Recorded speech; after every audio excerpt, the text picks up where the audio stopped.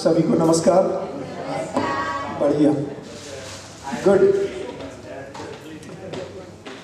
रहस्य नाम की कोई चीज़ नहीं है ना? समझ नहीं पाना, समझा नहीं पाना, समझ संपन्न नहीं हो पाना, है ना? ये अपने आप में यही रहस्य है, अपनी क्षमता को बड़ा करना है। और जागृति के दो तरीकों की बात हुई। एक हुआ आविष्कारात्मक या अनुभव कर रहे हैं अनुसंधान विधि से, जिसमें कि समाधि संयम पूर्वक कैसे अलाइनमेंट हो रहा है। और दूसरी विधि अभी अपन पढ़ रहे हैं अनुसरण अनुकरण अध्ययन पूर्वक। तो जो भैया का एक सवाल था कि अभी आज के समय में ऐसे जागृत व्यक्ति नहीं है, तो एक तो अपने से इंक्रीमेंटल को देखना है, दूसरा फिर अनुमान पूर्वक करना पड़ेगा कि जो न्याय का स्वरूप दिया है ना, न्याय का, व्यवस्था का, सहअस्तित्व का, उसके आधार पर कैसा होगा आचरण, ये अपने चित्रित होता ही है। और फिर एक अनुमान बनता है कि हम कहाँ खड़े हैं, इससे हम मेरे में और क्या सुधार करना है। दो विधि से आएगा। दूसरा जो हम बात कर रहे थे कि जब मन वृत्ति के संकेत ग्रहण करने योग्य हो जाता है, ये एक दो विधि से हो रहा है। एक विधि से हमारे पास जो सूचना आ रही है उसके आधार पर हमारे में निष्कर्ष आ रहा है कि भाई हमको ये रुचि से मूल्य मूलक मित्र आशाएं जन्मती हैं, जो हमें मूल्य मूलक जीना चाहिए, लक्ष्य मूलक जीना चाहिए। इसके आधार पर मन की तैयारी हो रही है ना? और इधर वृत्ति की तैयारी हो रही है न्याय धर्म सत्य के लिए। और इसके क्रम में चित्त में साक्षात्कार पूर्वक, मूल्यों का साक्षात्कार पूर्वक, एक तो अवधारणा में तो जो भैया का सवाल ही था कि बुद्धि क्या कर रही है, बुद्धि का अपना रोल क्या है ना? तो केवल स्टोरेज नहीं है, वो स्टोरेज भी है, केवल स्टोरेज नहीं है, बल्कि ये चित्त समाज तक जो फैल पाता है, इसके बाद का जो व्यवस्था का स्वरूप को, कि यही है व्यवस्था का स्वरूप, यही नियम है मानव के बीच में जीने का, है ना? जो जीवन के अमृत का जो स्वरूप है ऐसा ही है, ये जो व्यवस्था का स्वरूप ऐसा ही है, ये जो आवर्तनशीलता का स्वरूप है ना? ये जो निष्कर्ष आ रहे हैं काय से जुड़े हुए, जो स्वीकृतियां बन रही हैं, जो समझ बन रहे हैं जीवन के अमृत का और व्यवस्था के बोध का, ये बुद्धि का क्रियाकलाप है। और आत्मा में जो है फिर वो व्यापकता का अनुभव और सहअस्तित्व का अनुभव हो रहा है। इस तरह से इनकी अपनी अपनी क्षमता, योग्यता, पात्रता का विकास क्रम से हो रहा है। तो हम लोग जो 144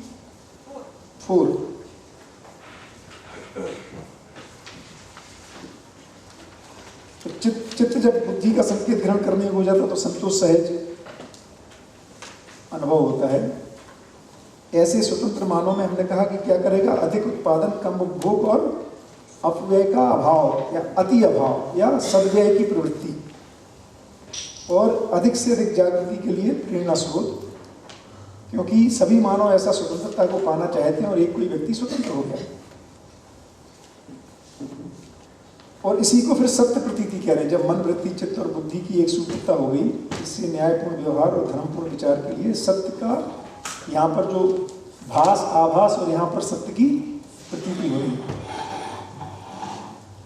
बुद्धि जब आत्मा का संकेत ग्रहण करने योग्य होता है तब स्वबोध होता है, और यही आत्मबोध है। आत्मबोध से सत्य संकल्प होता है। सत्य संकल्प मात्र सत्यपूर्ण एवं सत्यपूर्ण आचरण ही है।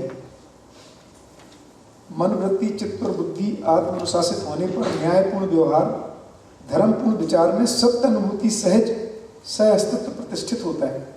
तो जो न्यायपूर्ण धर्म व्यवहार और धर्मपूर्ण विचार था, उसमें अब सत्य अनुभूति का भी पुट आ गया। जो सत्य, व्यापकता, जो अनन्यता, जो प्रेम है ना, ये उसमें प्रतिष्ठित हो गया। संकल्प किसको कह रहे हैं? फिर निश्चयात्मक निरंतरता ही संकल्प है। अब इसमें कोई इफ एंड बट्स नहीं है। जो भी निश्चय हुए उसकी निरंतरता आ गई। निश्चय सहित चित्रण, फिर उसको योजना कह रहे हैं। योजना सहित विचार ही समाधान सहज अभिव्यक्ति है। अब व्यवहार में कैसे घटित होता है उसको लिख रहे हैं कि अपराध के अभाव में आशा का प्रत्यावर्तन। ये जो आशा, मन का प्रत्यावर्तन कैसे होगा? तो अपराध किसको कहा था? परधन परनारी परपुरुष परपीड़ात्मक कार्य व्यवहार, उसकी जगह अपराध के अभाव का मतलब स्वधन स्वनारी स्वपुरुष और दयापूर्ण कार्य व्यवहार करने, अपराधीन व्यवहार के लिए, हाँ तो अपराध के अभाव में आशा का प्रत्यावर्तन। अच्छा, ये मुझे लगा प्रादुर्भाव हो गया था। पूर्वानुसंगिक संकेत ग्रहण योग्यता का प्रादुर्भाव। पूर्वानुसंगिक माने इसको कहते हैं परानुसंगी, इसको कहते हैं पूर्वानुसंगी। जो आत्मा से आता है वो पूर्वानुसंगी है। पूर्वानुसंगी संकेत ग्रहण योग्यता का प्रादुर्भाव शक्ति की अंतर्नियामन प्रक्रिया से ही है। उसका प्रादुर्भाव कैसे होता है? शक्तियों का अंतर्नियामन है ना, बहिर्गमन की जगह अंतर्नियामन करना है उसी। यह व्यवहार का विचार में, विचार का इच्छा में, ये जो मानवीयतापूर्ण व्यवहार है इसका विचार में, विचार का इच्छा में, इच्छा का संकल्प में तथा संकल्प का अनुभव में अथवा मध्यस्थ क्रिया में प्रत्यावर्तन ही उसको कह रहे हैं अंतर्नियामन। प्रत्यावर्तन क्रिया या जैसे आया था ना, शक्तियों का अंतर्नियोजन से ही विकास और बहिर्गमन से ह्रास है, उसकी बात कर रहे हैं। प्रकट होना,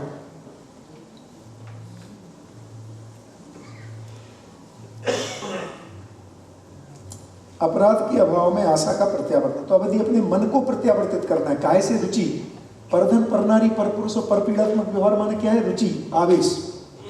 उसकी जगह स्वधन स्वनारी स्वपुरुष जो सामाजिक नियमों का पालन करने से आशा का प्रत्यावर्तन होगा। उसमें अब न्याय के लिए जगह बनेगी, मूल्यों के लिए जगह बनेगी।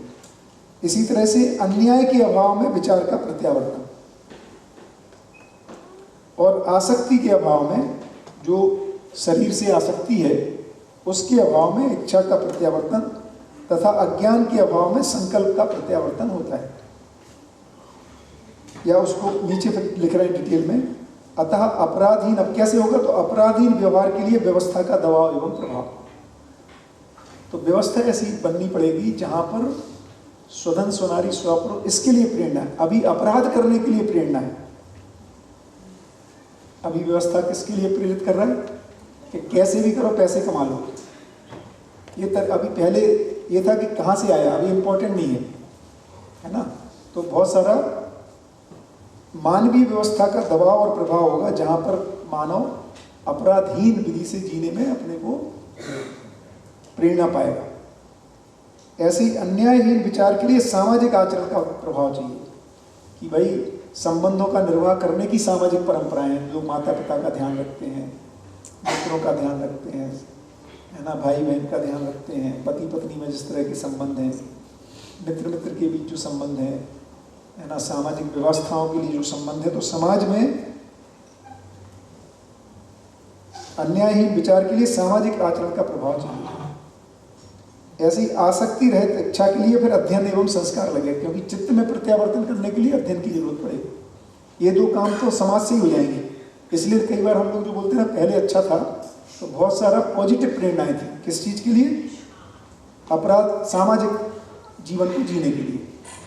लेकिन संस्कार के लिए, आसक्ति रहित इच्छा के लिए तो अध्ययन एवं संस्कार का प्रभाव लगेगा तथा अज्ञान रहित बुद्धि के लिए अंतर्नियामन या ध्यान आवश्यक है।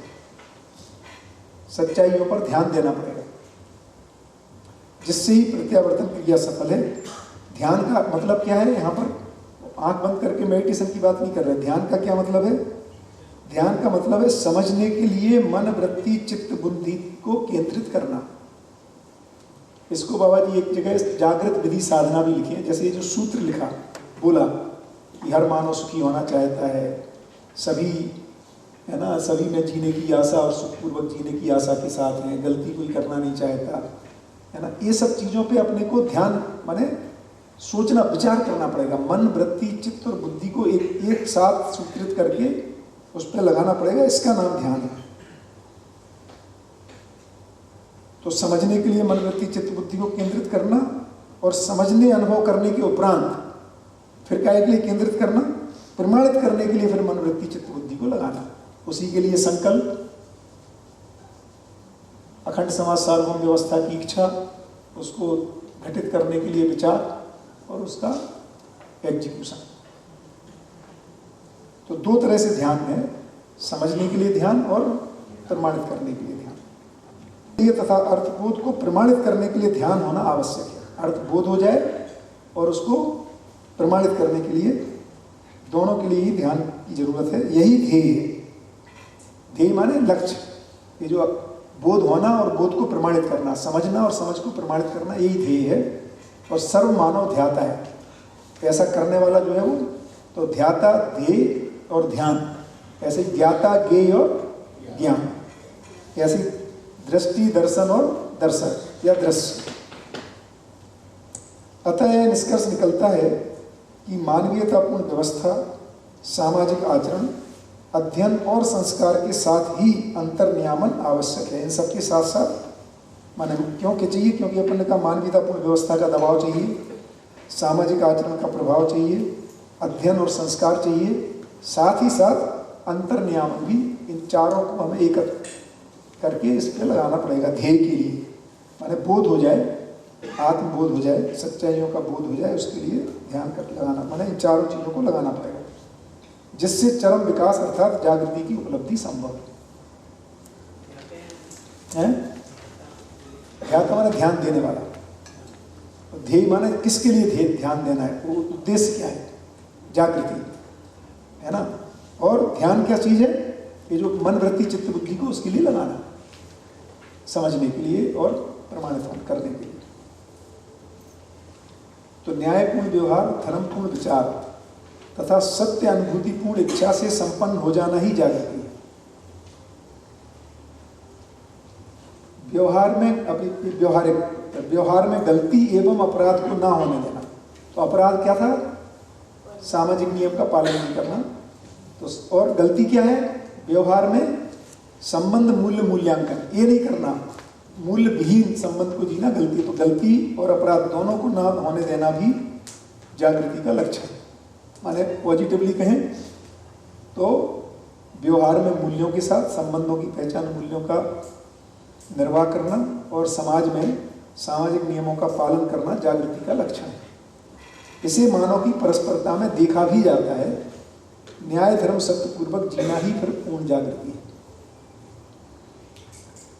मानव को आध्यात्मिक अर्थात व्यापक पक्ष, अधिदैविक, ये परंपरा में शब्द आया, भौतिक, अधिभौतिक, अधिदैविक, आध्यात्मिक, है ना। तो आध्यात्मिक पक्ष माने ज्ञान, ईश्वर ज्ञान को आध्यात्मिक पक्ष कह रहे हैं।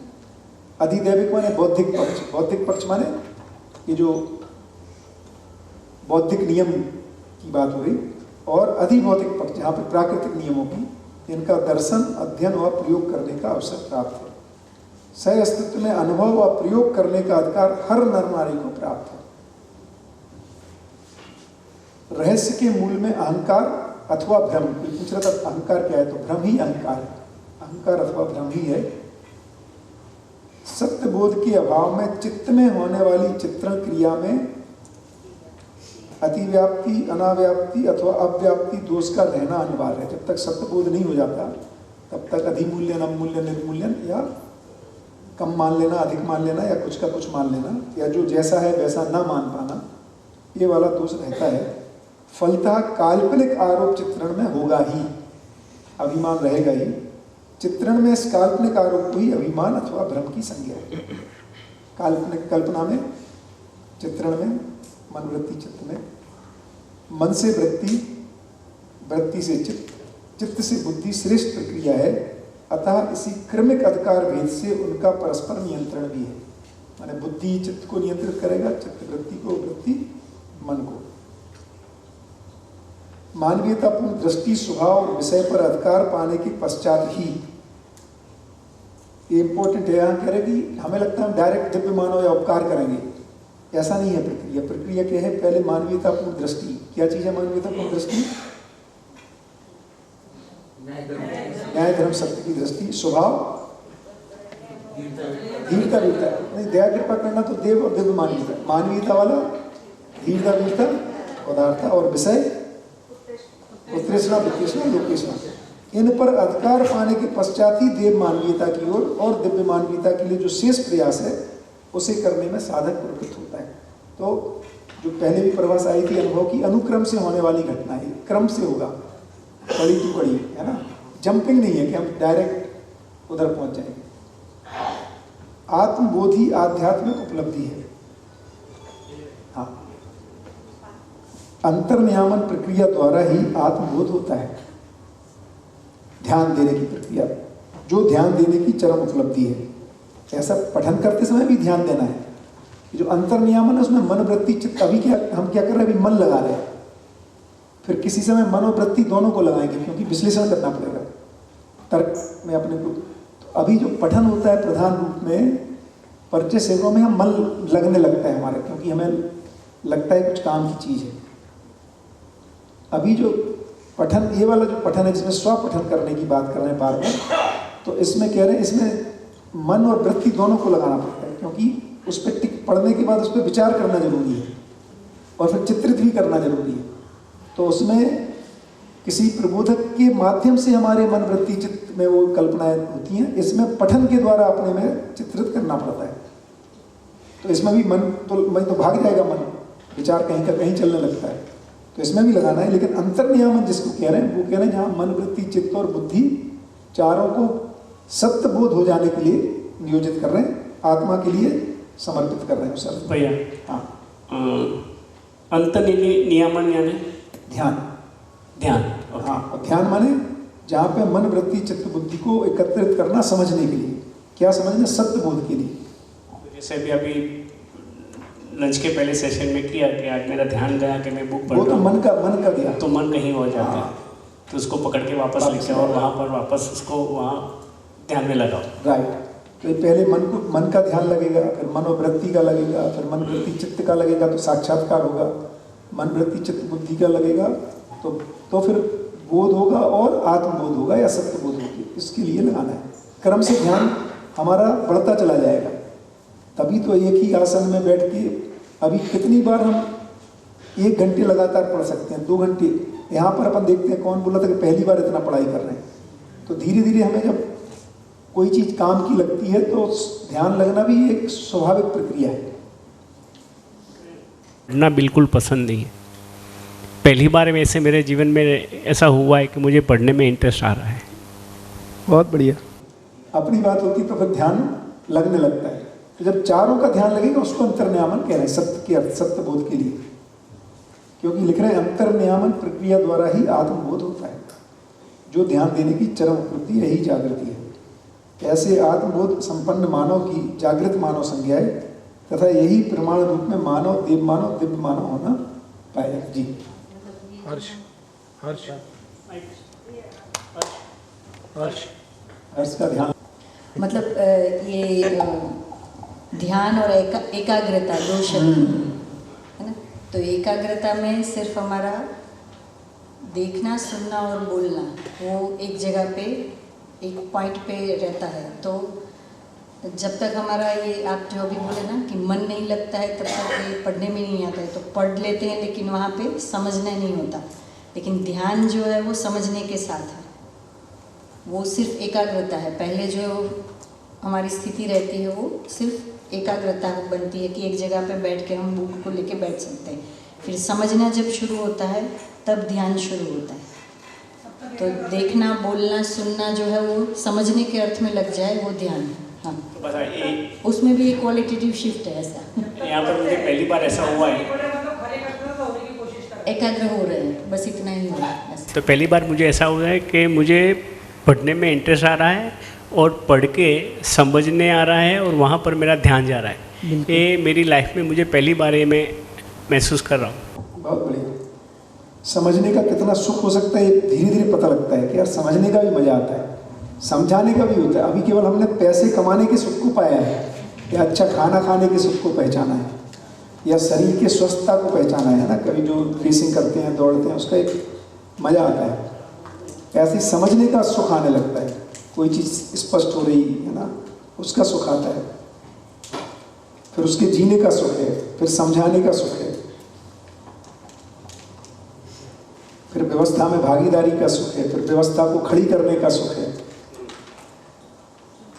धारणा के बाद, अनंतर माने बाद, आत्मा की ओर बुद्धि का प्रत्यावर्तन होते ही आत्मबोध तथा ब्रह्म अनुभूति एक साथ ही प्रभावशील होती है।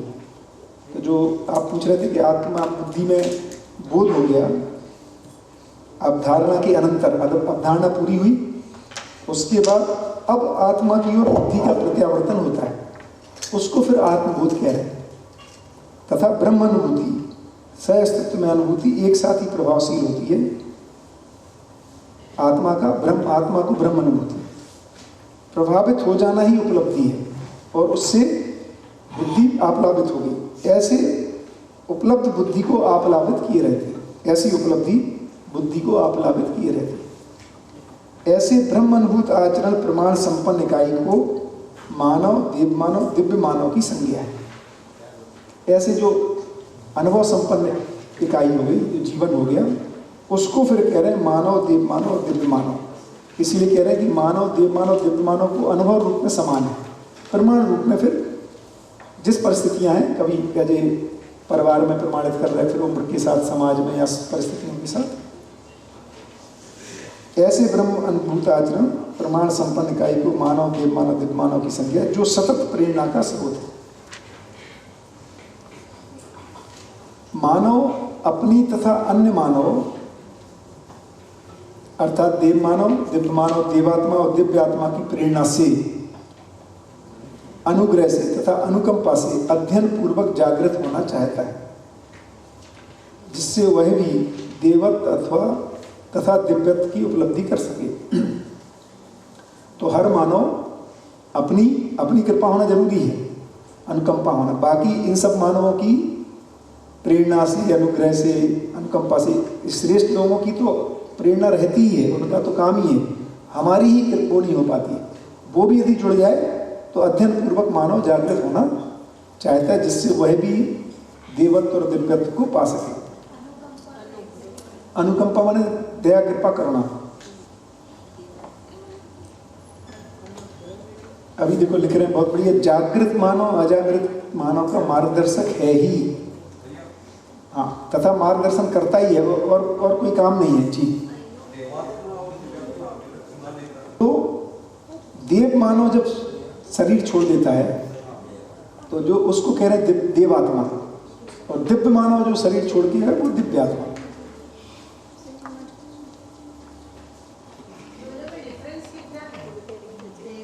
एक जो है वो एक उपकार को प्रमाणित कर चुका है, और एक लोकेशना के साथ है। देव मानव लोकेशना के साथ है, माने यशबल कामना के साथ। दिव्य मानव में यशबल कामना पूरी हो गई है, अभी सिर्फ उपकार कर रहे हैं, उतना ही अंतर है।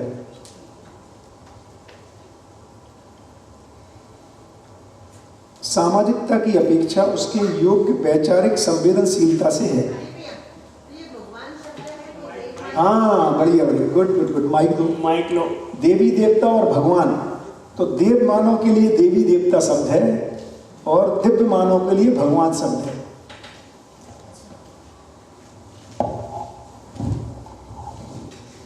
यही मध्यस्थ दर्शन ने अंतर किया ईश्वर और भगवान ने, है ना। मानव ही नर से नारायण हो जाता है, ये भगवान है मानव। जी, जो कृष्ण और उनको सबको जो भगवान मानते हैं तो वो दिव्य मानव की कैटेगरी में आते हैं। मतलब उनकी पूजा करना गलत नहीं है, बिल्कुल गलत नहीं है। पूजा का मतलब है उनके जैसे आचरणों को अपनी जिंदगी में लाना, ये है पूजा। अभी को जो धूप बत्ती अगरबत्ती जला रहे हैं ये पूजा नहीं है। उनके आचरण को समझना जरूरी है, उनके आचरण को जीना उसी को कह रहे हैं। अभी भी बाबा ने परिभाषा देखो, पूज्यता की परिभाषा देखो, आचरण यानी श्रेष्ठता नहीं, उसको अपने जीवन में उतारना उस आचरण, मतलब न्याय से संपन्न होना। उनकी जो आचरण थे, उनकी जो श्रेष्ठता है वो अपने जीवन में उतारना, उसी का नाम पूज्यता है। अभी देखो परिभाषा में लिखी होगा पूज्यता की क्या परिभाषा है।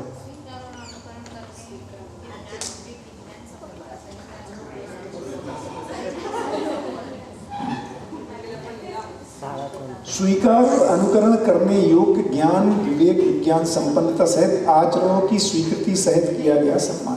तो आचरण को स्वीकारना। अभी हम पूजा के नाम पे केवल धूप बत्ती अगरबत्ती कर रहे हैं।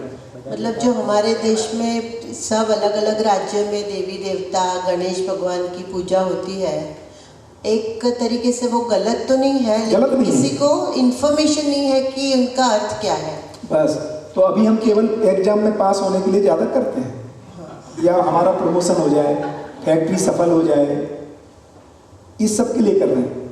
अभी माने सोचो, जो महापुरुष रुचि मूलक चीज़ों से बाहर निकल गए, है ना, उनके लिए हम सब रुचि मूलक कार्यक्रम ही के लिए उनसे प्रार्थना करते रहते हैं।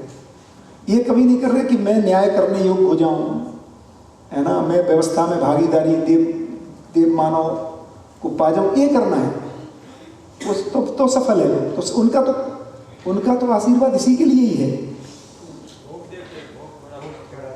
हाँ, बढ़िया। ये भी मान के चलो कि ऐसे लोगों को ये सब काम करने के लिए नहीं है उठे हैं, नहीं तो ऐसा करने लगे हम नागराज जी से भी कर रहे हैं, भैया आपको भी 100 रुपये का प्रसाद चढ़ाएंगे इस बार, ऐसा हो जाए, तो उसके लिए थोड़ी है हैं?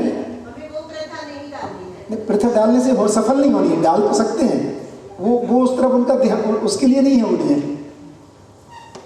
ऐसा कह रहे हैं। को माना गया, करनी चाहिए, गलत माना गया, गलत माना गया, ठीक है।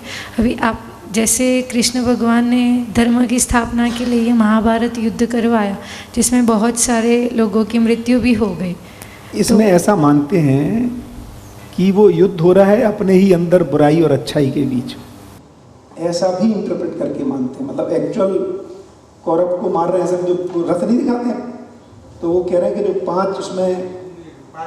5 इंद्रियों के ऊपर सवार हो गए, मतलब वो हमारे नियंत्रण में आ गए। ये इसीलिए यहाँ पे गीता की विधि से नहीं बता रहे। आदरणीय नागराज जी को दर्शन हुआ तो उन्होंने इसको गीता के माध्यम से बताया। फिर लोगों ने कहा ये तो आपकी एक और टिप्पणी हो गई, एक और टीका हो गई, तो उसको विड्रॉ किया। तो उन्हीं चीज़ों को हम ठीक से रख सकते हैं। जैसे कि अगर कोई गलत कर रहा है, ठीक है, हाँ, तो उसको निपटाना नहीं है, अपने निपटाने की बात नहीं है, पर उसको हम समझाते हैं, ठीक है। फिर भी अगर वो गलत रास्ते पे चल रहा है, हाँ, तो फाइनली तो वहीं जा रही है।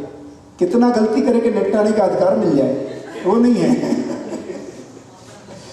समझाने का ही है बस। सर, ये हालांकि एक लेवल तक आपको बॉर्डर सिक्योरिटी ये सब रहेगा। देखिए प्रैक्टिकल अपन क्यों मना कर रहे हैं, फाइनली मजबूरी है वो, यदि किसी को करना भी पड़े, है ना। जैसे बॉर्डर पे अपन सिक्योरिटी रहेगी क्या नहीं रहेगी, तो जब तक अखंड समाज नहीं हो जाता तब तक रहेगी। बट ये भी ध्यान रहे कि ये मजबूरी है। हम इसी को जीडीपी का हिस्सा बनाएंगे, कुछ कंट्री इसी को पूरा बिजनेस मॉडल ही बना रहे हैं, ये सब गड़बड़ है। अब ये सोचो 9 महीने का बच्चा भाई बाधा रूप बना 25 साल का होके पैदा तो हुआ था, तो उसके माता पिता गुरु समाज ने क्या किया, तो उसके लिए क्या कर रहे हैं पैरेलली, पकड़ में आ रहा मैं क्या कर रहा हूँ भाई। जैसे अभी कोई गड़बड़ करने लग गया, उपद्रव करने लग गया, अपने ही बच्चे उपद्रव कर रहे हैं घर में, तो हमने जो 15-20 साल किया उसका क्या होगा, समाज ने क्या प्रेरणा। अब आ रहा था ना अपराधीन समाज, अपराधीन व्यवहार के लिए व्यवस्था तुमने उल्टी पुल्टी बना रखी है, तो ये हो गई नहीं। देखिए मानव गलती और अपराध करने के लिए पैदा नहीं होता है, वो तो किसके लिए पैदा हो रहा है, ज्ञान के लिए। इसलिए देखो आप लोग तो देखते हो 3-4 साल का बच्चा सवाल ज्यादा पूछता है कि खाना ज्यादा मांगता है, तो वो तो जिज्ञासा शांत करने के लिए आया है। तो ये हमारा फेल्यूर है, इसलिए इसको बोलना, उसको जस्टिफाई ना किया जाए। मतलब कहीं ना कहीं से पतली गली निकाल के जस्टिफाई करना चाहते हैं कि कहीं तो अलाउ करो मारने के लिए। समझाने की अलाउड है जी, निकाल देना। हाँ, जागृति। तो उससे 2 प्रकार जो दिए, एक अनुसंधान, दूसरा अनुकरण अध्ययन। तो इसमें अभी जो ये किया उसमें अभी जो किया ना, उससे प्रेरणा से भी हो सकता है ऐसा। अभी जो अपन पढ़ाई किया, हाँ होता ही है ना, प्रेरणा से। उन्हीं की प्रेरणा तो कर रहे हैं अपन काम, प्रेरणा से अध्ययन करेंगे। तो थर्ड ऑप्शन हो गया मतलब। नहीं, अध्ययन के लिए प्रेरणा तो चाहिए ना भाई। देखो नहीं बढ़िया, आपका समझ में आ गया। 2 विधि हुई, एक विधि हुई अनुसंधान, एक विधि क्या हुई अनुसंधान। अनुसंधान पूर्वक देव मानव दिव्य मानव एक व्यक्ति बना, अब इनके प्रेरणा से बाकी बनेंगे, इसको प्रेरणा कह रहे हैं। नहीं तो अध्ययन कैसे होगा?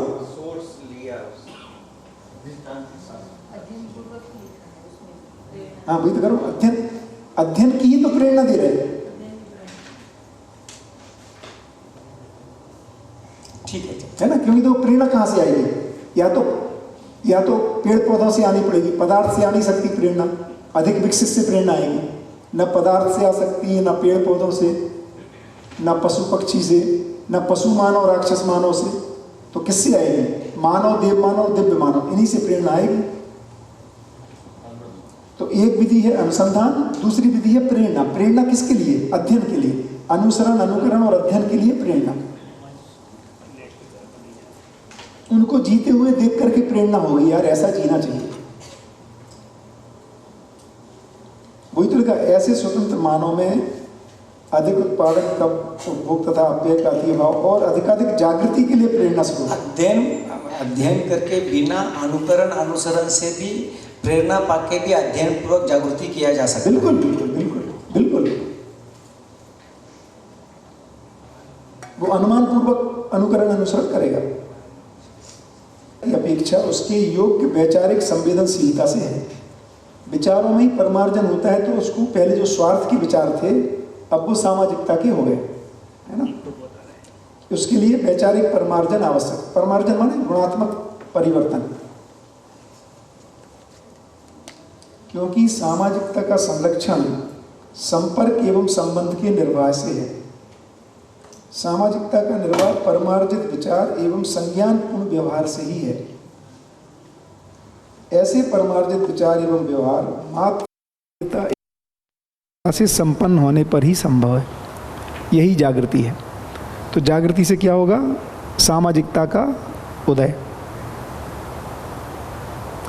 जड़ पक्ष पर जागृत मानव सहअस्तित्व सहज संतुलन को बनाए रखने के लिए नियंत्रण करने का अधिकार संपन्न रहता है। तो अधिक विकसित का अधिकार कम विकसित पर, तो जड़ जगत पे तो अधिकार रहता ही। अभी भी वैज्ञानिकों का अधिकार जड़ जगत पे आ गया। जो हम पूरा मोबाइल सैटेलाइट भेज रहे हैं, ये सब जड़ जगत पे अधिकार है। चैतन्य जगत पे कहाँ कर पा रहे हैं हम अपने घर में? जैसे मेरा बेटा चैतन्य इकाई है, उस पे अधिकार के लिए मुझे मानव पद में आना पड़ेगा, देव मानव पद में आना। अधिक विकसित का अधिकार रहता है कम विकसित पर। तो अभी चैतन्य को तो हम नियंत्रित नहीं कर पा रहे। अभी समस्या हमारी जड़ जगत से थोड़ी है। किससे है? मानव चैतन्य इकाई है। तो चैतन्य इकाई को नियंत्रित करने के लिए हमें मानव देव मानव की कोटि में आना पड़ेगा, तो नियंत्रण आ जाएगा। हाँ बताओ।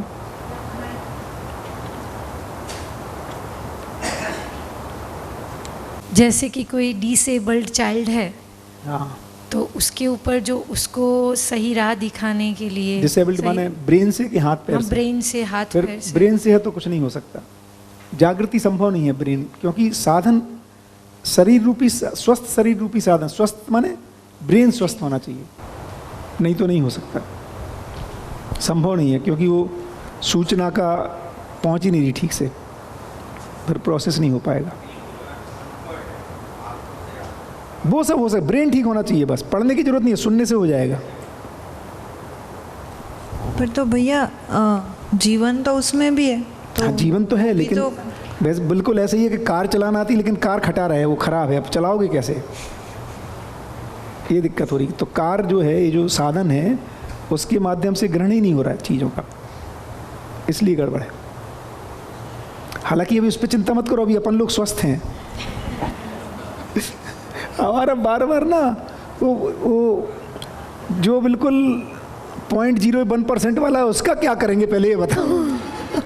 हमारा तो ठीक है। नहीं भैया, वो कहाँ तो याद आया, राजकोट में जिस स्कूल में थी, जीनियस स्कूल में, वहाँ पे स्पेशल एक सेक्शन बनाया गया है स्पेशल किड्स के लिए और स्पेशल जोन के लिए। तो हम उनसे ज़्यादा इंटरेक्ट होते थे। राइट। तो हमारा एक्सपीरियंस ऐसा रहा है बच्चों के साथ, मतलब ठीक है वो कोई भी हो, तो बहुत बच्चे ऐसे थे जो हमको पहचानने लगे थे एक बच्चा ऐसा था हर रोज़ हाथ पकड़ के उनकी टीचर के पास लेके जाएगा, बोलेगा देखो ये आए मेरे पास। मतलब बहुत उतने में ही हम खुश हो जा रहे हैं ना। अभी सामान्य यदि वो 5 साल का एक सामान्य बच्चा है वो तो ऐसा करेगा तो कहाँ ग्रोथ। अध्ययन के लिए तो एक अलग वो चाहिए ना स्थिति, पढ़ पाए, उस शब्दों से अर्थ को ग्रहण कर पाए, अर्थ से फिर उसका मन वृत्ति चित्त लग पाए, जिससे वो चित्रित कर पाए, उस वस्तु का फील कर पाए। ये सब होने के लिए कैसे संभव है? तो फिर भी उनका विकास तो है ही ना, वो कर सकते तो क्योंकि उनका उतना हो जाए वो बहुत है। उनको हम यही सोच रहे हैं अपने डेली रूटीन के काम कर लें, मतलब जिंदा रही ठीक ठाक रह लें, वहाँ तक ठीक है। बिकॉज वहाँ पे ये भी वो भी सेंटर है, वो लोग ये क्या बोलते हैं कैंडल्स बनाते हैं, उनको ये सब वो सब सिखाते हैं उनको। बिल्कुल ठीक है, वो तो होने चाहिए, बनाते हैं दिवाली, सारी स्किल्स उनको सिखा सकते हैं। वो बच्चे बनाते भी हैं, मेरे घर हर दिवाली पे वहीं से आता है। बिल्कुल ठीक है, और जितना हम सहयोग करें वो तो करना ही चाहिए, बट मैं कह रहा हूँ ज्ञान की जो बात है उसके लिए ठीक साधन चाहिए।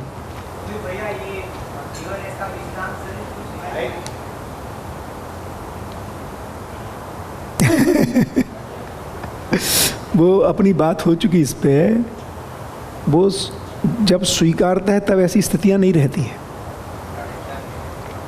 है ना। बहुत सारा डिफेक्ट हो जाता है कई वजह से। अपन ने पिछली बार चर्चा की थी ना कि या तो दवाई की वजह से, माता पिता के अज्ञान, बस किसी न किसी वजह से हो जा रहा है, या फिर जेनेटिक रेयर ऐसा। तो ऐसा कोई उसका बहुत मन नहीं था कि इस तरह का, वो तो स्वस्थ शरीर के लिए, जागृति के लिए आया है।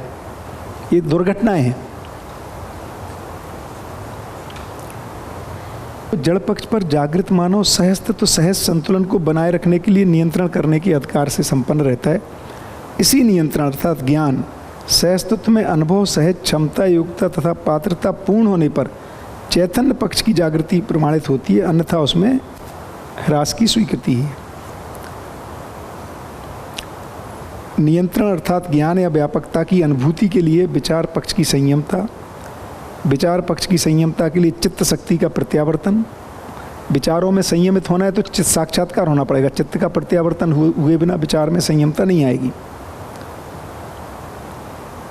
विचार पक्ष की संयमता के लिए चित्त का प्रत्यावर्तन, ऐसे प्रत्यावर्तन के लिए दृढ़ता तथा निष्ठा, और दृढ़ता तथा निष्ठा के लिए जड़ चैतन्य का व व्यापक का निर्भ्रम ज्ञान आवश्यक है। जो संकल्प दृढ़ता और निष्ठा आएगी जब इसका हमें निर्भ्रम ज्ञान होगा तब। अब ये नीचे जो है बहुत सारी चीज़ें लिखी हैं, नीचे संक्षेप में क्या क्या जड़ चेतन और व्यापक सत्ता के बारे में मूल निर्देशक तत्व क्या है उनकी चर्चा है। जैसे जड़ मरण धर्मा है ना। मरण धर्मा मतलब हाँ, रूप परिवर्तन हो जाता है, हमारे उपयोग का नहीं रहता है, वैसा रूप बदल जाता है। नाश तो कुछ नहीं हो रहा है ना, लेकिन जैसे शरीर है, ये ब्रेन अब डेड हो जाएगा, मतलब इसको जीवन चलाने योग्य नहीं बनेगा, बचेगा। पेड़ है वो फिर डिक्लाइन हो जाएगा, ऐसा। तो जड़ जितना भी है वो मरण धर्मा है। चैतन्य कैसा है? अमृत धर्मा। तो शरीर का नश्वरत और जीवन का अमृत। और व्यापक कैसा है? नित्य धर्मा, वो सदा सदा बना ही रहता है। अनेक परमाणुओं से गठित पिंड या अनेक परमाणुओं से गठित अवस्था की स्थूल संज्ञा है। ये जो चेयर है, जितने भी शरीर से हमें इंद्रियों से पकड़ में आ रहा है वो स्थूल, परमाणु की सूक्ष्म संज्ञा है। और आत्मा की जो अपन ने बात की थी व्यापक, मतलब जो बुद्धि और आत्मा की कारण संज्ञा है, और व्यापक की महाकारण संज्ञा है। निरपेक्ष ऊर्जा सर्वत्र होने के कारण सर्वदा सबको प्राप्त है, और नित्य सहस्तित्व के कारण ही ये जो इकाई और उसका सहस्तित्व है, उसी की वजह से पदार्थ अवस्था की इकाइयाँ इसे पाकर, किसे पाकर?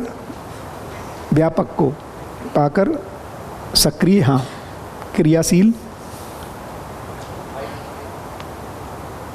इसमें ये आत्मा कारण संज्ञा बताया है और व्यापक को महाकारण।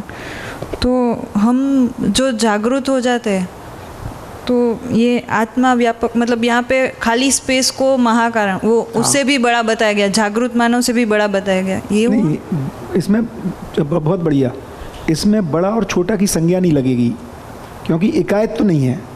बड़ा और छोटे में क्रिया है भाई, छोटा और बड़ा, व्यापक, अभी तो अपन को इसी की बात कर रहे हैं ना, ये जो खाली स्थान है, ये जो व्यापक है, इसमें होने से ही इकाई में, आत्मा में भी जो क्रियाशीलता है वो व्यापक में होने की वजह से, इसलिए वो महाकारण है।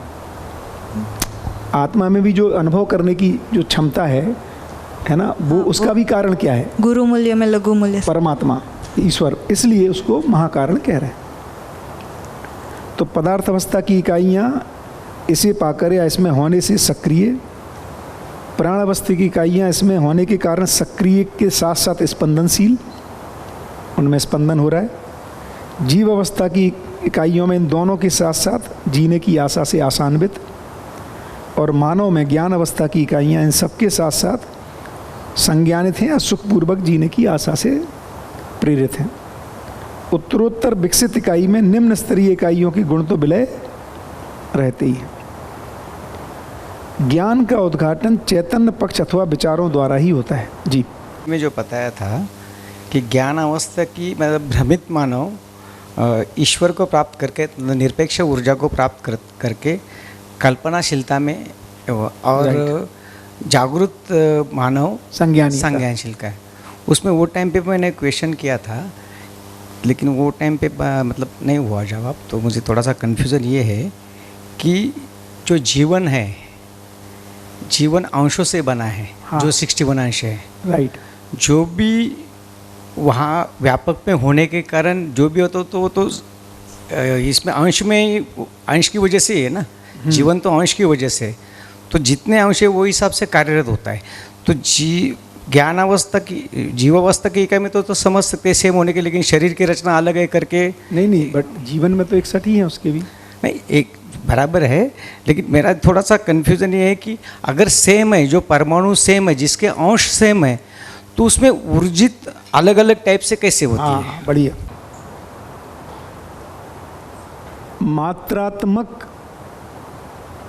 मात्रा के आधार पर गुणात्मक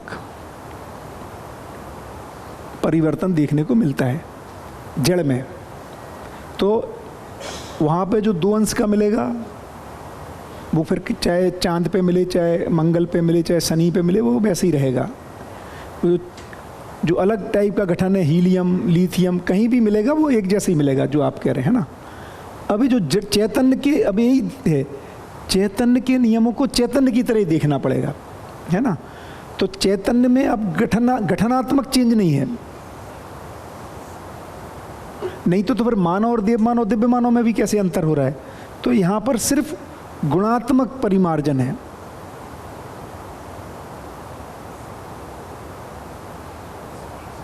तो अंश नहीं बदल रहे हैं, है ना। व्यापक भी समान रूप से उपलब्ध है।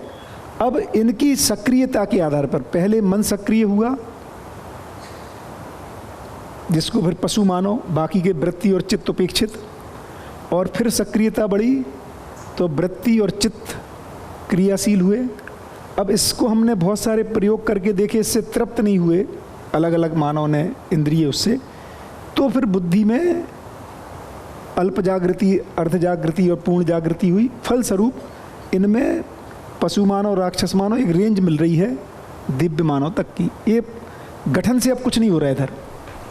परमाणु जो है, परमाणु में अंश उतना ही है। हाँ, भ्रमित मानव का जो परमाणु है जी, वो परमाणु जो है, हाँ, वो कल्पनाशीलता या आशान्वित जो है, हाँ, तो वो और जागृत अवस्था का सेम ही है। सेम।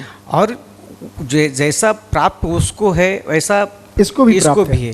तो लेकिन जो मेहनत किया, क्योंकि वो जीवन परमाणु ने मेहनत किया कि वो आशा से, कल्पनाशीलता से संज्ञानशील में गया, तो उसमें इसका व्यापक का रोल नहीं है। व्यापक, हाँ, कौन कह रहा है? व्यापक क्रिया थोड़ी कर रहा है, यही तो, इसलिए व्यापक में होने से देखिए बढ़िया उसमें क्या हो रहा है। इसका मतलब ये हुआ, व्यापक में तो प्रेरणा पूर्णता की है, पूर्ण में गर्भित होने से पूर्णता को, तो हाईएस्ट स्थिति को पा सकता है, इसीलिए तो जागृति निश्चित हुई। माने हर परमाणु, ये जो चैतन्य परमाणु है, फाइनली वहाँ पहुँचेगा। अब जो प्रयास कर रहा है उससे पहुँच जा रहा है। तो व्यापक का प्रभाव नहीं है। भाषा में यदि ऐसा आ रहा तो ठीक कर देता हूँ, इसीलिए जागृति मेरा प्रयास है इंडिविजुअल का, व्यापक तो सबको ही प्राप्त है समान रूप से। हाँ, अपने अपने प्रयास से जागृति हो रही है। जागृति अपने अपने प्रयास से होती है, लेकिन जो शब्द रचना जो है मतलब हाँ, उसको ठीक कर इसमें भी जो इसमें भी जो ऐसा है कि इसकी वजह से देखो, इसीलिए मैं कह रहा हूँ भाषा में यदि व्यापक की वजह से तो क्रिया हो जाएगी, व्यापक ना व्यापक कर रहा है ऐसा हो जाएगा, व्यापक कुछ कर ही नहीं रहा। व्यापक की वजह से नहीं, व्यापक में होने से भाषा तो वही है, भाषा तो वही है। हाँ बढ़िया, तो व्यापक में होने से ये जो प्रयास करता है तो इसमें गुणात्मक विकास हो जाता है, ये कह रहे हैं। तो व्यापक में होने से भ्रमित मानव कल्पनाशील है। बढ़िया। और व्यापक में होने से भ्रमित मानव जागृत होता है, तो वो अपने प्रयास से जागृत होकर ऐसा होता है। ऐसा ही है। इसीलिए जो गलती कर रहा है वो भी मानव की गलती है, इसीलिए उसको सजा मिल रही है, माने दुखी हो रहा है। सजा क्या है यहाँ पे? दुखी होना। और चूंकि वो सुखी होना चाहता है इसलिए वहां तक जा रहा है। व्यापक में होने से संज्ञानशीलता नहीं है। नहीं। अच्छा बिल्कुल, बहुत बढ़िया, ठीक क्लियर हो गया। व्यापक में तो सभी हैं, बिल्कुल ठीक है, सहमत। इकाइयां इसमें होने के कारण पूरी रेंज है, ऐसा बनेगा बिल्कुल। वो फिर अपना अपना चेतना का स्तर है उसका कितना उसने एफर्ट मारा है उसके ऊपर है। बहुत बढ़िया, एकदम ठीक।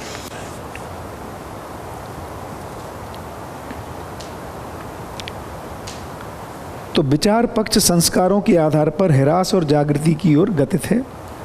दूसरों के कष्ट, दुख, वेदना एवं संकट के प्रति मानव में संवेदना होती ही है, जो ज्ञान अनुभूति की सक्षमता एवं संभावना के कारण है। तो संवेदनशीलता गलत नहीं है, जो बताते ना अपन परिचय से संवेदनहीन, तो संवेदनशीलता संज्ञानीयता के और क्लोज है, गलत नहीं है, पूरा नहीं पड़ता है। ज्ञान अनुभूति की योग्यता मानव के, देखो यहाँ पे क्लियर आ गया, ज्ञान अनुभूति की योग्यता काहे के ऊपर है? मानव की जागृति पर। व्यापक तो सबको समान रूप से उपलब्ध है, मानव की जागृति किस पर? संस्कारों पर। संस्कार किस पर डिपेंड कर रहे हैं? वातावरण, अध्ययन और प्रयास, तीन चीज़ों पे साथ संस्कार। तभी तो अपन कह रहे हैं कि भाई वातावरण बनाओ। केवल व्यापक से होना होता तो हम मानवीय वातावरण की जरूरत ही नहीं है। तो वातावरण, अध्ययन और प्रयास पर। वातावरण, अध्ययन और प्रयास मानवीयता, अतिमानवीयता पर। मानवीयता, अतिमानवीयता ज्ञान अनुभूति की योग्यता पर निर्भर करती है। तो जो ज्ञान अनुभूत संपन्न लोग हैं उनके आधार पर मानवीयता, अतिमानवीयता बनेगी और फिर आने वाली जनरेशन के लिए वो इजी हो जाएगा।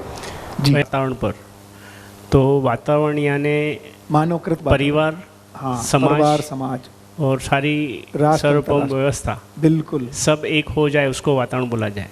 नहीं, वातावरण तो नहीं, जैसे यानी मैं मेरे परिवार में उस तरह का वातावरण बनाऊं, वैसा सारे परिवार मिलके समाज में उस तरह से वातावरण मिले, तब जाके संस्कार पूर्ण होगा। उसके पहले संस्कार पूर्ण नहीं होगा। उसके पहले व्यक्तिगत पुरुषार्थ ज़्यादा लग रहा है। जैसे अभी हम सबको, जैसे भैया ने पूछा कि भाई अभी जागृत व्यक्ति अवेलेबल नहीं है, तो अभी हमें ज़्यादा एफर्ट लगाना पड़ रहा है, हमें अनुमान करना पड़ रहा है और फिर प्रयास करना पड़ रहा है। मान लो कल्पना करो कि 10, 20, 50 जागृत व्यक्ति उपलब्ध होते तो इजी हो जाएगा। तो यहाँ पर नॉर्मल वर्ड में नॉर्मल से ऐसा समझते हैं वातावरण यानी एटमॉस्फेयर, लेकिन वो एटमॉस्फेयर नहीं, हमारे परिवार, मानवकृत वातावरण। और हाँ, दो वातावरण है, एक है प्राकृतिक वातावरण। तो अभी ये भी मज़ेदार है, हमें लगता है हिमालय पे ज्ञान होगा, प्राकृतिक वातावरण से ज्ञान का ज़्यादा लेना देना नहीं है। वहाँ पे इतना ही डिस्टर्ब करने के एलिमेंट कम है। इसीलिए लोग कहते हैं कि यदि ध्यान करना है तो भैया सुबह 4 बजे का समय हो, जहाँ पे हलचल कोलाहल कम हो, उतना ही अंतर है बस, बाकी का जगह से कुछ मतलब नहीं है। वर्ड में नॉर्मल से ऐसा समझते हैं वातावरण यानी एटमॉस्फेयर, लेकिन वो एटमॉस्फेयर नहीं, हमारे परिवार, मानवकृत वातावरण। और हाँ, दो वातावरण है, एक है प्राकृतिक वातावरण। तो अभी ये भी मज़ेदार है, हमें लगता है हिमालय पे ज्ञान होगा, प्राकृतिक वातावरण से ज्ञान का ज़्यादा लेना देना नहीं है। वहाँ पे इतने ही डिस्टर्ब करने के एलिमेंट कम है। इसीलिए लोग कहते हैं कि यदि ध्यान करना है तो भैया सुबह 4 बजे का समय हो, जहाँ पे हलचल कोलाहल कम हो, उतना ही अंतर है बस, बाकी का जगह से कुछ मतलब नहीं है। तो जैसे यहाँ पर पूरे शब्द का अर्थ बदल जाता है कि भाई संस्कारों का वातावरण यानी परिवार में और समाज में व्यक्तिगत परिवार समाज एक। और एक जगह पे दूसरा ऐसा है कि ध्यान देना चाहिए, तो ध्यान देने की क्रिया ऐसी है कि आंख बंद करके बैठो, हाँ, ध्यान देना चाहिए तो खुली आंखों से ध्यान देना है, बिल्कुल। तो सारे अर्थ का पूरा मतलब ही बदल जाता है। तो यहाँ पर पूरा जो बाबा जी ने बताया है वो सटीक जीने में है एकदम, और जी के ही उसको करना है। बिल्कुल। अजय भैया जी, तो हम ये कह सकते हैं कि जैसे हमें कोई संकेत देता है या प्रेरणा देता है, तो बाबा जी को भी जब भी प्रश्न सब आए जीवन में, उनको प्रेरणा मिली, उनको बहुत भी सारे प्रेरणा महापुरुष, दिव्य बिल्कुल मानव से मिलती रहती होगी। 100%। बराबर, इसीलिए सही जगह पे सही संकेत मिलते हैं एकदम, इसमें कोई डाउट ही नहीं, बिल्कुल मिलते हैं। हमारी पात्रता होना चाहिए उनको ग्रहण करने योग्य, बिल्कुल मिलते हैं। हाँ हाँ हाँ, बहुत उनके गुरु से, और भी उस समय के जो लोग हैं, माने बाबा जी बोलते हैं कि उनके गुरु उनको हमेशा मार्गदर्शन देते रहे, सा शरीर ना होते हुए भी।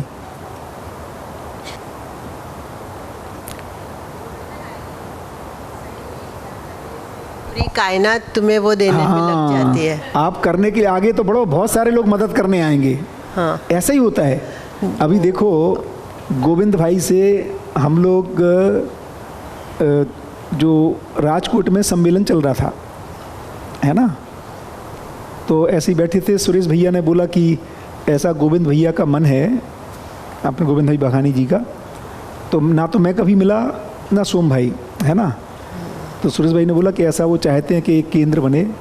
तो सोम भाई ने कहा चलो फ़ोन लगाओ, है ना, बस फ़ोन पे चर्चा शुरू हुई, है ना, और बोला कि ऐसा ऐसा है। तो सोम भाई ने कहा भाई हमारे शिविर तो केवल हम ऐसा करते हैं कि बहुत रीजनेबल हो। तो जो आप कह रहे थे गोविंद बघानी भाई बोले कुछ भी नहीं लेना है, लेकिन बोले कुछ तो ये भी नहीं चलेगा, कुछ तो लेना है जिससे कि लोगों को भी लगे कि हम अपना खर्चा तो दे ही रहे हैं। तो बस वो 5-10 मिनट की चर्चा हुई, उसमें तो सेट हो गया था पहला शिविर। तो जो आप कह रहे हैं सहयोग रहता ही है, सही इच्छा, जो आप कह रहे हैं सही इच्छा करने की तैयारी है, बहुत सारे लोगों का सहयोग उसमें रहता है। डायलॉग ये है कि सही की इच्छा करने से वातावरण ऑटोमेटिकली अनुकूलित हो जाता है। ऐसा ही है। हम अपने को क्या लग रहा है, हम लोग नहीं कर रहे हैं, इसमें बहुत सारे लोग काम कर रहे हैं। अभी शायद बहुत सारे लोगों के माइंड में ये भी चल रहा होगा कि जब भी शिविर स्टार्ट करी जाए ना, तो उससे पहले आधा घंटा अगर बाबा जी का थोड़ा परिचय पूरा थोड़ा डिटेल में हो तो सबके माइंड में वो सारी चीज़ें क्लियर हो सकती है। वो दिव्य पथ है, हम दिव्य पथ में पूरा एक अच्छी किताब है, वो पढ़नी चाहिए। हाँ, मैंने पढ़ी है, इसलिए थोड़ा उसमें पूरा परिचय है। बिल्कुल, बाबा जी का पूरा जीवनी भूति की। हाँ, ये हो गया संस्कार पर। स्वस्वरूप ही आत्मा जो कि मध्यस्थ क्रिया है, मन, वृत्ति, चित्त और बुद्धि से आत्मा सहज अनुभव श्रेष्ठ क्रिया है। अब इन पांचों में यदि देखेंगे, मन, वृत्ति, चित्त, बुद्धि, आत्मा में, तो ये कह रहे हैं आत्मा जो मध्यस्थ क्रिया है, इन चारों क्रिया से वो अनुभव, आत्मा सहज अनुभव श्रेष्ठ क्रिया है। फलस्वरूप ही आत्मा के प्रभाव से पूर्णतया प्रभावित न होने तक बुद्धि में आनंद की अनुभूति, चित्त में संतोष की अनुभूति, वृत्ति में शांति की अनुभूति और मन में सुख की अनुभूति नहीं हो पाती है। माने उसकी निरंतरता नहीं बनती है। एक 99% तक पहुंचेगा, लेकिन फाइनली आत्मानुभूति के बाद ही वो निरंतरता हो रही है। जो सुखी नहीं है वह दूसरों को सुखी नहीं कर सकता, जो सुखी नहीं है वह दुखी ही होगा, तथा जिसके पास जो है वो उसको बांटेगा। तो बुद्धि को आत्मबोध व व्यापकता सहज अनुभव बोध का अवसर है। बुद्धि को दो अवसर है, आत्मबोध का और व्यापकता का। व्यापकता सहज अनुभव बोध का अवसर है। इसीलिए ऐसी अनुभूति के अनंतर सर्वतोमुखी समाधान व समझ सुलभ है। विकसित इकाई अविकसित इकाई के अनुरूप व्यवहार और विचार से ह्रास की ओर गतित होती है। जैसे मानव जीवों से विकसित है, पर जीवों के सदृश यदि व्यवहार करेगा तो उसका पतन है, ह्रास है। उसके सदृश व्यवहार आहार के प्रयास से ही ह्रास की ओर गति है। आसक्ति बसी गुरु मूल्य का लघु मूल्य की ओर झुकाव है। ये भ्रम बस, मैंने शरीर मान ली जबकि मैं अधिक श्रेष्ठ हूँ ना जीवन के रूप में, तो तो आसक्ति बस ही गुरु मूल्य का लघु मूल्य की ओर झुकाव है जो अवमूल्यन है। गुरु मूल्य को लघु मूल्य के लिए प्रायोजित एवं नियोजित करने के लिए भ्रम का रहना अनिवार्य है। भ्रमित नहीं होगा तो ऐसा नहीं करेगा। भ्रम क्या है? यथार्थता से भिन्न मान्यता ही भ्रम है ना। तो हमने कुछ का कुछ मान लिया, यही भ्रम है। तो मुझे लगता है अपन यहाँ रुकें और एक फोटोग्राफ करने का मन था, या बाद में हो जाएगा? कैसे करना है? एक कर लिया जाए? हाँ, मैं निकलने वाला हूँ, उसके लिए कह रहा हूँ। नहीं करें ना अभी, तो इसको कंटिन्यू करते हैं। तो मैं इनवाइट करूँगा श्री राम।